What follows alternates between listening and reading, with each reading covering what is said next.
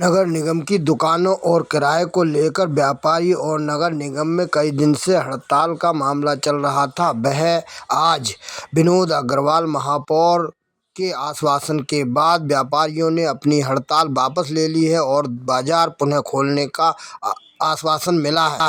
महापौर ने व्यापारियों से कहा कि जो दुकान में निगम की बैठा है उसी के नाम स्थानांतरण शुल्क लेकर कर दिया जाएगा। 2016 के किराए में भी कटौती की गई है।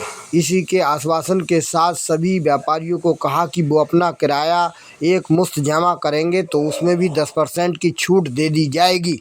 सभी व्यापारी अपनी कागजी कार्रवाई पूरी कर अपना स्थानांतरण और अपना किराया समय से जमा करा दें, तभी आगे का कार्य शुरू होगा। इस आश्वासन के बाद व्यापारी अपने संस्थान खोलने के लिए राजी हो गए और उन्होंने पुनः बाजार खोलने का वादा करा और कहा कि सभी ने धन्यवाद किया।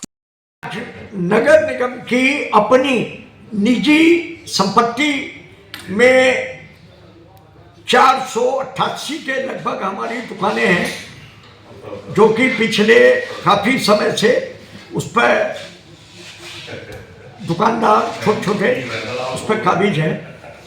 पिछले 2 वर्ष से किराए का विवाद चल रहा है।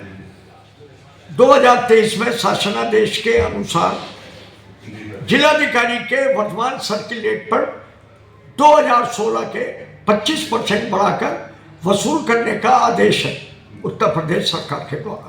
परंतु 2 वर्ष में 6 बार व्यापारियों के साथ विभिन्न स्तर पर बैठकों के बाद किराया निर्धारण प्रक्रिया में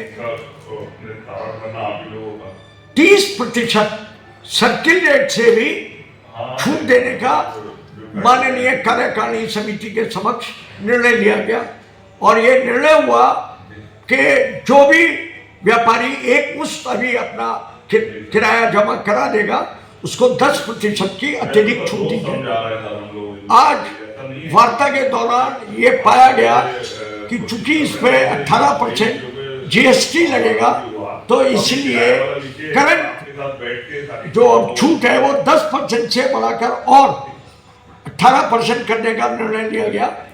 इस प्रकार टोटल डीएम सर्किल रेट पर जो 2016 का किराया है उसमें भी 48% की छूट की घोषणा टोटल हो चुकी है। अब किसी प्रकार का कोई और संदेह नहीं है।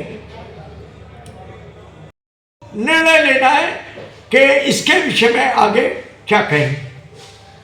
निगम ने अपना जो मैक्सिमम था वो कर चुके हैं और चूंकि दुकानें काफी पुरानी है, खंडर अवस्था में है, उनका रखरखाव भी जरूरी है, उनकी मरम्मत भी जरूरी है। तो अगर ये दुकानों की मरम्मत इत्यादि नहीं कराई गई तो ये कुछ ही दिनों बाद बिल्कुल गिराव हालत में हो जाएंगी, जो आगे किसी भी चीज के लिए सबको नुकसानदायक होगा। इस परिप्रेक्ष्य में दुकानदारों को किराया नया करके और इन सबको नए सिरे से एग्रीमेंट होके ये अपना कारोबार कर सकते हैं। चूंकि दुकानें आवंटित किसी और के नाम में थी, उसके ऊपर दुकान पे बैठा कोई और है, तो आज जो भी वर्तमान में वहां पर लोग बैठे हैं वो अपने नाम से आज उसको शुल्क जमा करके स्थानांतरण करा सकते हैं। ये भी प्रावधान दे